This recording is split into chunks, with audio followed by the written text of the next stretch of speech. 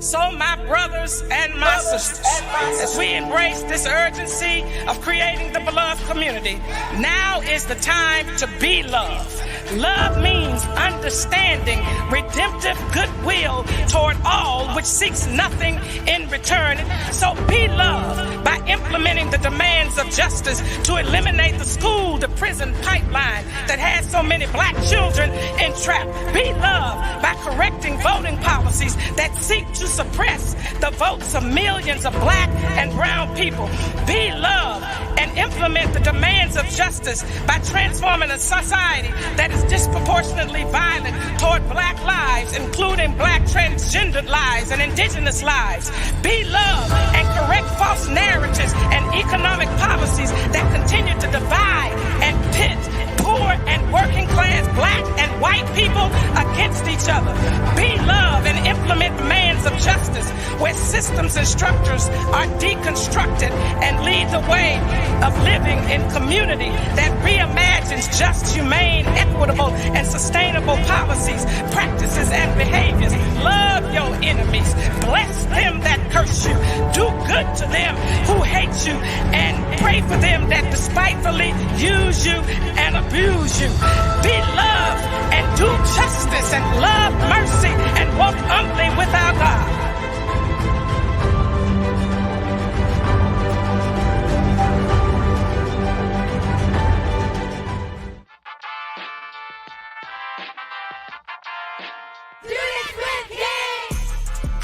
Students with King serves as the King Center's flagship engagement platform for elementary, middle, and high school students, highlighting the legacies of Dr. Martin Luther King Jr., Mrs. Coretta Scott King, and the impact of the 20th century American Civil Rights Movement.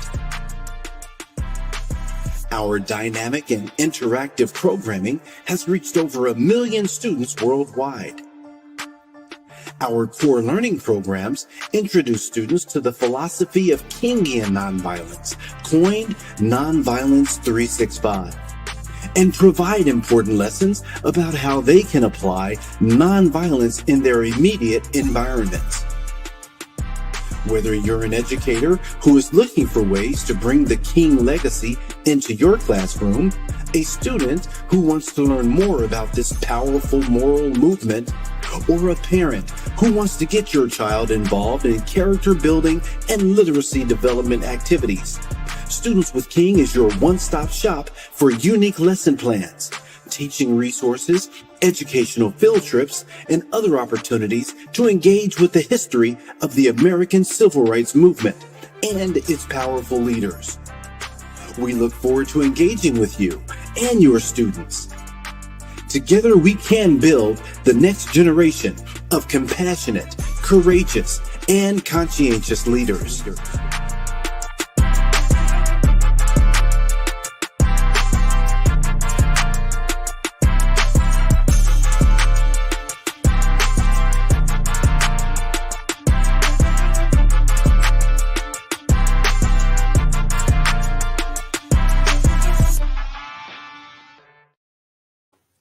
Good morning. First of all, I'd like to welcome back all the schools that have come back. And also I'd like to welcome those who are here for the very first time. Welcome to our November Student with King Reading Corner. Today is going to be an exciting time for all who listen to the book that we have today. But first, before we get started, I'd like to welcome you on behalf of Dr. Bernice A. King, who is the CEO of the King Center, as well as all of us who work here at the King Center so diligently to provide with student activities for you. We are back on person, so if you wish to come back for our Student with King in studio program, please don't forget to sign up for it.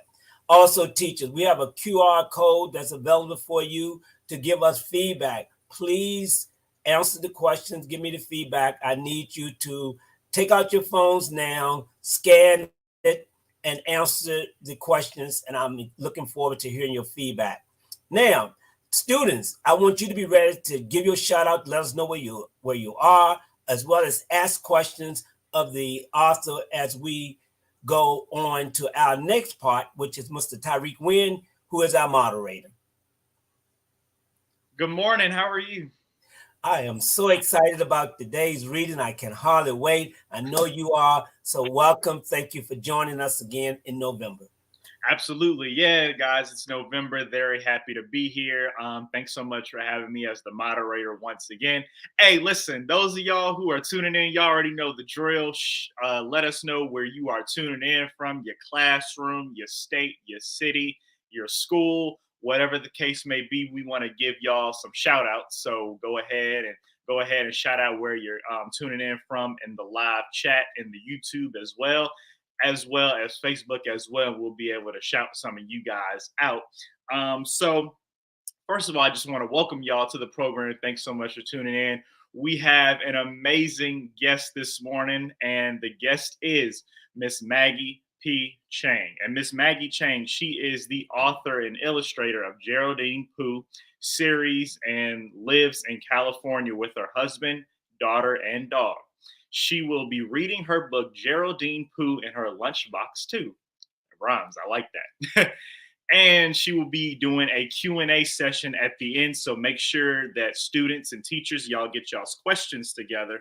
So that way we can look at some of them live here on the show. So we got some people tuning in. Gambia, West Africa. Okay, I told y'all we got an international program. Peaks Chapel Elementary in Conyers, Georgia. Tasha Purdue.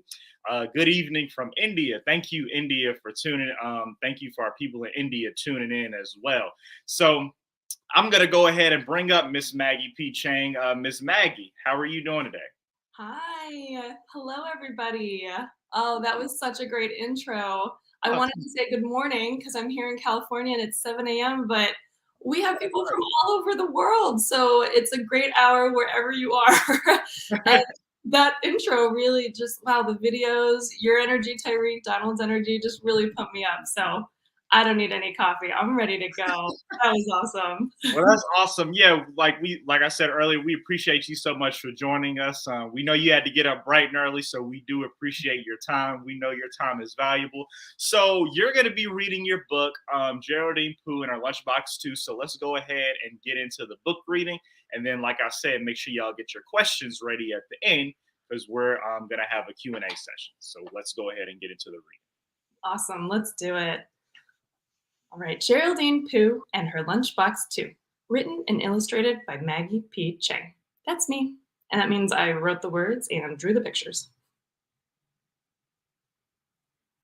And this book is dedicated to my Amma, who is my grandmother. And there are 4 chapters in this book.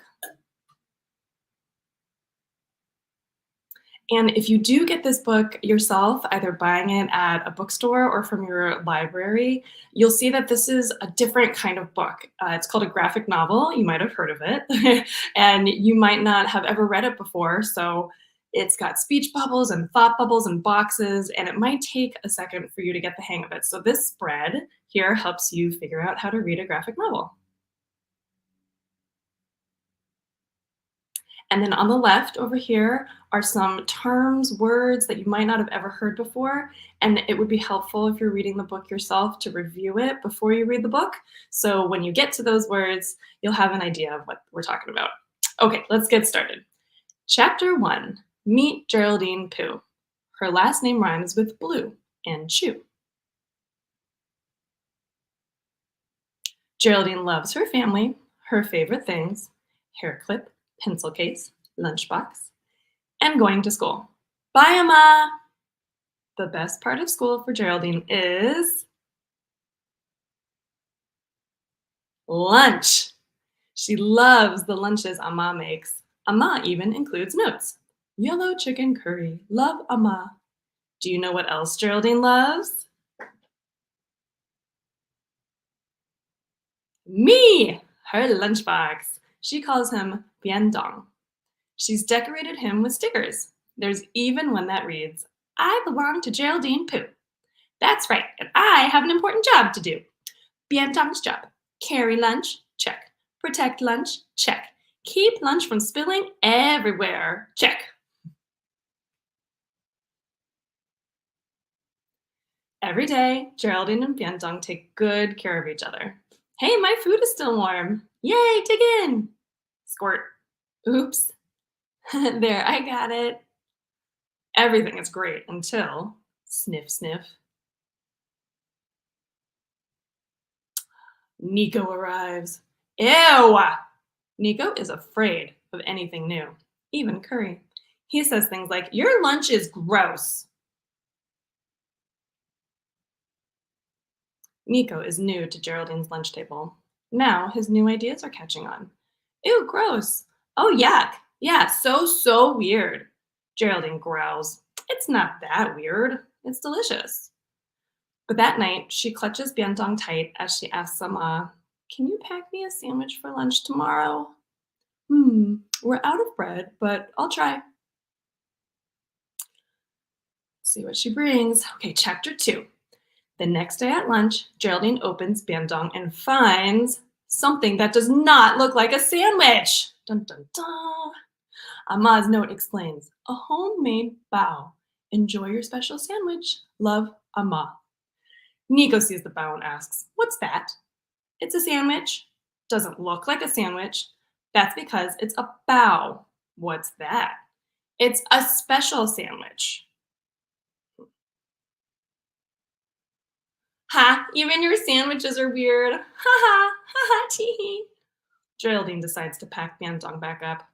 "Open minds, people. A bao is yumminess wrapped in a bun." She doesn't even take a bite of the bao. Plop, snap, snap. I'm not hungry anyway. By late afternoon, Geraldine's tummy begins to grumble. Gurgle, gurgle, groan. This distracts her so much, she leaves Bientong on the bus by mistake. "Wait up!" Luckily, Devin notices. "Excuse me," he hollers. "Is this your lunchbox?" "Oh yeah, thanks." But others notice too, like Nico. "Yeah, the smelly lunchbox belongs to Geraldine. Poo poo." "Hey buddy, it's spelled P-U." "Yeah, Geraldine P-U." Even if they don't mean for Geraldine to hear, she hears. So when she gets home, whoosh, Geraldine's home. She takes off her shoes, thunk, stumps off the stairs, stump, slams her bedroom door, slam, and then rah! Bam! Ouch! My pocket. Geraldine gasps and rushes to Bientong's side. "Bientong, I'm sorry." "I didn't mean to hurt you." She fixes his stickers and glues his pocket. This makes her feel better.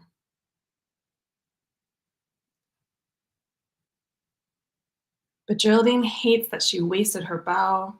Even with lint, it looks so yummy to her. I should have just eaten it. Just then, Ama calls from downstairs.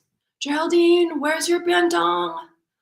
Geraldine doesn't want Ama to know she didn't eat her lunch. "I'll be down soon." She tosses the bao into the garbage and sighs. "Oh, sorry, Ama."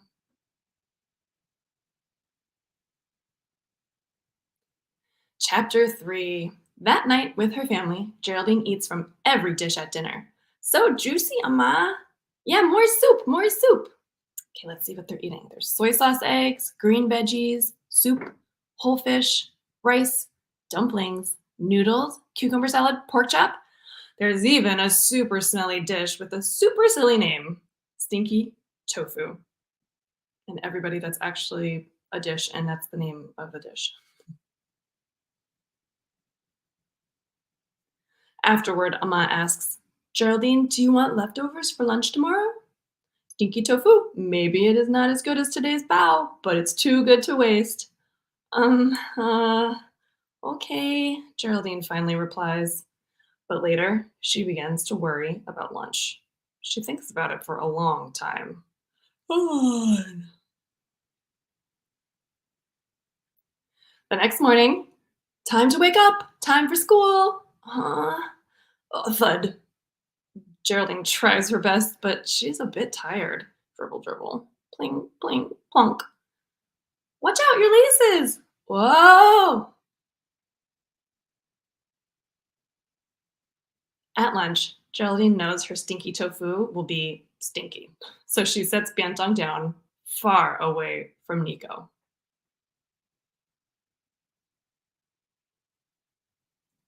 She takes a deep breath and unbuckles the buckle. Thwack. She goes to unbuckle the other side. You got this. When suddenly, Nico exclaims, "Blech! That stinks!" Except he isn't talking to Geraldine. Who's he talking to? He's talking to Devin, the boy from the bus. Geraldine knows exactly how Devin feels. Scoot. And she knows just what to do. All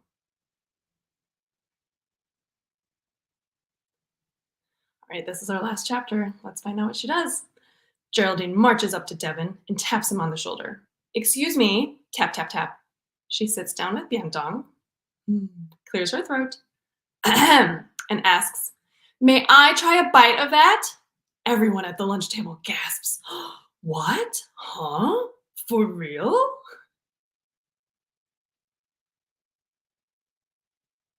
Geraldine takes a bite and chews, and chews, and chews some more.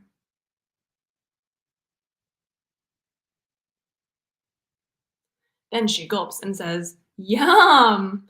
It's sweet, powdery, and really tasty."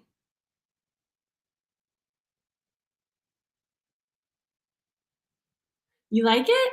Like it. I love it. What is it? It's a fruit.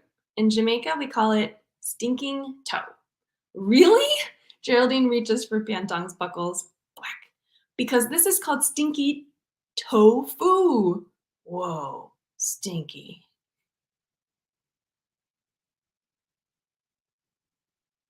Want to try?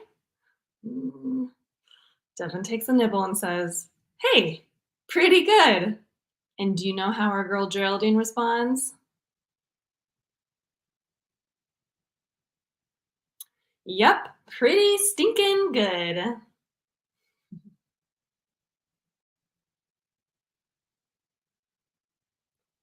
Geraldine finishes every last bite and says, "I can't wait for lunch tomorrow." That makes two of us. Snap. The end.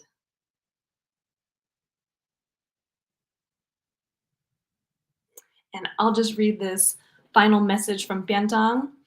Pu is a real last name for people from Taiwan and China. Some names or words in one language can have a totally different meaning when spoken in another language. Like, did you know that if you say ma with just the right tone, you could be calling someone a horse in Mandarin Chinese? Also, stinky tofu is a real dish that is widely known in China and especially popular in Taiwan, where Geraldine and her family are from. While not everyone there is a fan of stinky tofu, many Taiwanese people do say, "The stinkier, the tastier." Stinking toe is also a real fruit. It is the chewy seed pod of one of the largest trees in the Caribbean. In fact, stinky foods are eaten all over the world. Like them or dislike them, either way is okay. Just be careful not to say yuck to someone else's yum and keep an open mind. What new foods would you like to try? And if you do get the book, you can find at the very end a pork bao recipe. And there are many ways to make baos, and there are many kinds of baos, and this is just one. And it's the recipe that is the closest I could make to what my own grandmother's pork bao recipes tasted like. And that is the book. Thank you so much, everybody, for listening. That was really great. I like when you read it, like I literally felt like I was sitting at the lunch table, like you brought it to life. It was really perfect. Probably one of the best reads we've had, and I mean it was great because, and then you had like a little twist in there, like I thought he was gonna be talking about her, but he's talking about another kid, so that was like a little twist in there. But that was a really great book. Very dramatic. Yes, very dramatic. Well, thank you so much, Tyrik. Yeah, of course. So, Natalie says we'll share with some homeschooling groups. That's fantastic. We appreciate that, Natalie. So, as far as the question Q&A session, so guys, if you have questions, please comment them down in the chat, and I have a chance to get to as many as I can before we wrap it up here. But I want to start with this. As far as a book like that, because I noticed you had, you actually brung the lunchbox to life, an an inanimate object, you brought it to life, and then you also had like a lot of sounds in there, like bing, bang, stomp, and stuff like that. So when you were putting this together, like, how did you get the idea to have those things within the book? Okay, great questions. Well, first of all, it's a graphic novel, and graphic novels are so fun because it's kind of like a mini movie on the page, right? And you hear sound effects in graphic novels, and I think that's almost like a character in itself. The sound effect, it has a lot of personality that it adds, so I love that.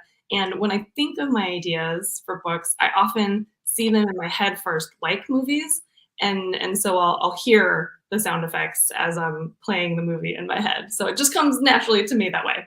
And then in terms of the animated lunchbox, well, I love symbols, and I love the idea of her having a sidekick.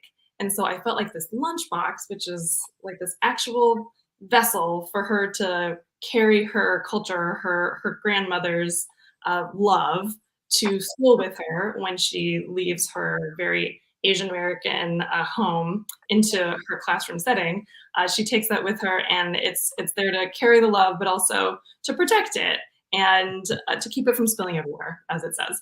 And I felt like kids of all people really just they give life to their beloved things, and at a very young age, they're alive to them, they talk to them, and so it would be no big deal to give it a face and give it thought bubbles. And you'll see the thought bubbles are kind of Geraldine's subconscious, things that she maybe doesn't say out loud but is thinking. Like, come on, bows are yummy, what do you know? Keep an open mind. So Yeah. and each of the books, actually, it's a series, so each of the books has, I'll show you, there's a sidekick Okay. animated in each. So in the second book, it's all about hair. So there's a cat hat, that's the symbol. And then in the third book, it's about writing stories and family stories. And there's her lucky pencil, Oh, wow. an animated object. So yeah, That's awesome. that's a theme. Yeah, that's pretty cool. I like that. So Geraldine Pooh, is she a real person in real life? Is this based on a true story? That's probably my number one question that I get. And people usually want to know, like, is it you? And the answer is yes and no. So definitely a lot of the things happen that happened in the book happened to me. Like, I definitely brought food to school that I got teased for it, and sometimes it was smelly, or sometimes people didn't know what it was. And I would say that a lot of the issues, the problems that Geraldine faces in the book are ones that I faced too.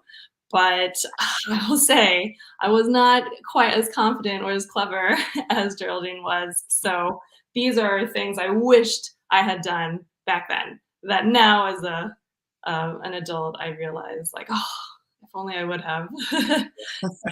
So some parts are true. And some parts, like, I grew up with my grandmother, and that dinner table that I drew, a lot of those dishes would have been at my dinner table. So definitely elements that are from my life, but definitely elements that, since I'm a writer and I get to make up this, that's a gift that I can give to readers. Yeah, wow. And then Tasha, we have a question from Tasha.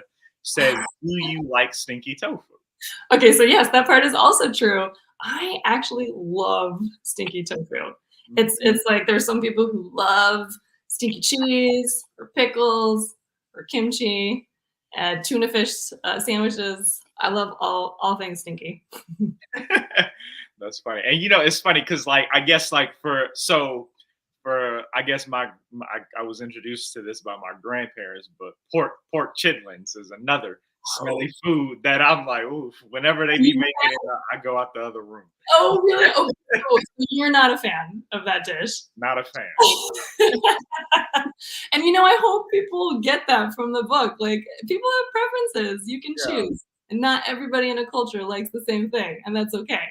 But you gotta watch how you treat people. Oh yeah, absolutely. And so as far and I gotta ask you this, because I was looking down below, and it tells people, and by the way, guys, if you're looking, it tells people below where they can go and get the book. And I seen a very familiar store on there. I seen Target, so I gotta know, like, how did this book get in Target? What was that? Well, I have to tell you, it's you all asked me to pick a few stores, but the truth is the book is available anywhere that you can buy books. So yeah, so anywhere that sells books. Walmart, definitely your local bookstores. Please go support your local independent bookstores. I want to give them a shout. And Amazon, if you want to buy it on Amazon. It's pretty amazing. I feel very, very, very lucky that I work with Simon and Schuster. They're my publisher, and so honestly, I create it with the editors and the art directors and designers, and then they ship it out to the rest of the world. There's a huge team there that really supports us, so I thank them. Okay, sounds good. And then they said, "We love Maggie and Geraldine."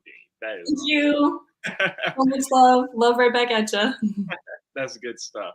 And so basically, what you're saying is, if you aspire to be an author, you want to do a book, get with a good publishing company, and they'll pretty much do the rest.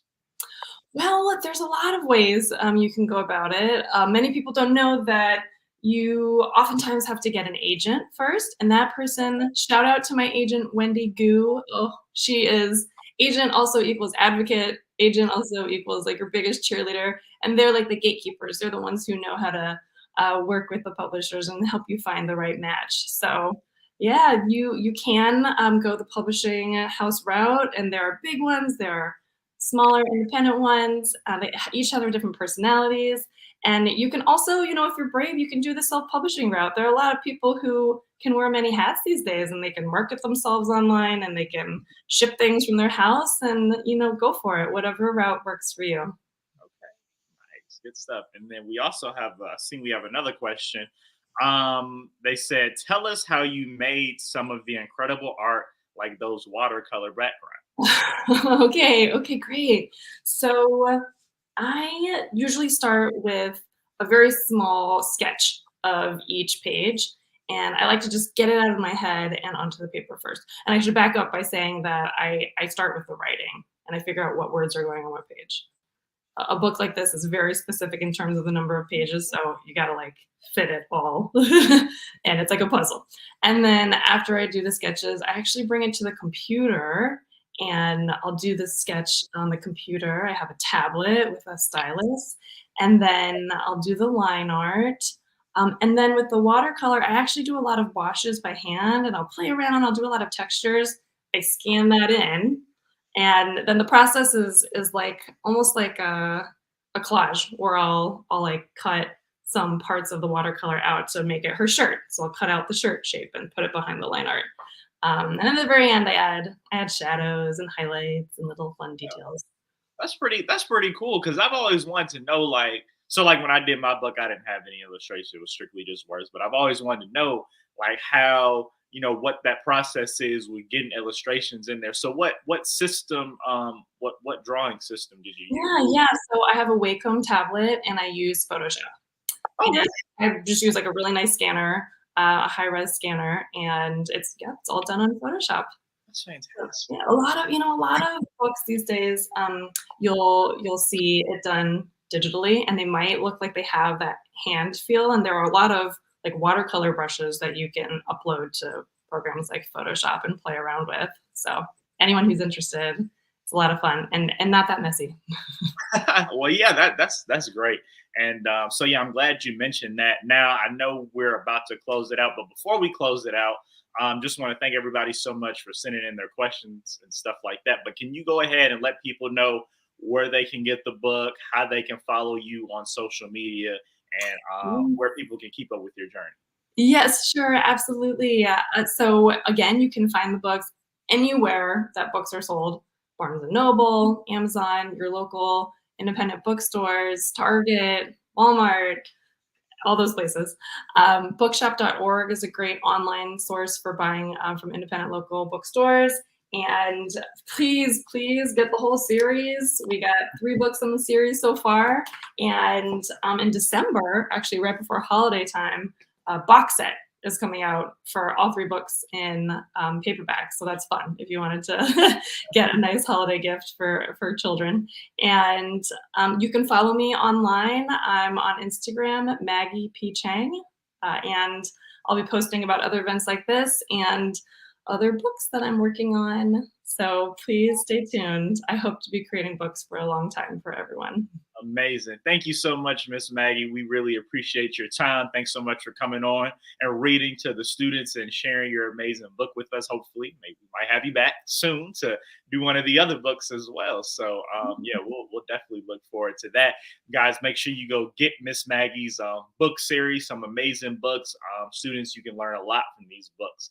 And guys, thank y'all so much for tuning in to this edition of Students with King. We have another one coming up in December, so make sure y'all tune into that one. And it's actually a familiar author that we've had on before, so we encourage y'all to tune in next month for another edition of Students with King. Pleasure being your moderator. I'm Tyrik Wynn. Make sure you guys follow me on Instagram at Tyrik Wynn _TV. And I'll go ahead and turn it back over to Mr. Donald, and he'll close us out. Thank you, Tyrik. Thank you, Maggie. What an excellent reading recording today. Had a great time listening. It was awesome. Boys and girls, I hope you enjoyed it. Teachers, I hope you enjoyed it. We are trying to build the beloved community, and we're just so glad that we can be a part of your day. We're asking teachers to, once again, please fill out your survey and get it back to me. There's the QR code. Also, remember, go on to the King Center website, www.thekingcenter.org, and check out the many opportunities for your classroom that you can share back readings that you can also watch. Once again, thank you all for coming, and remember to always be kind to one another.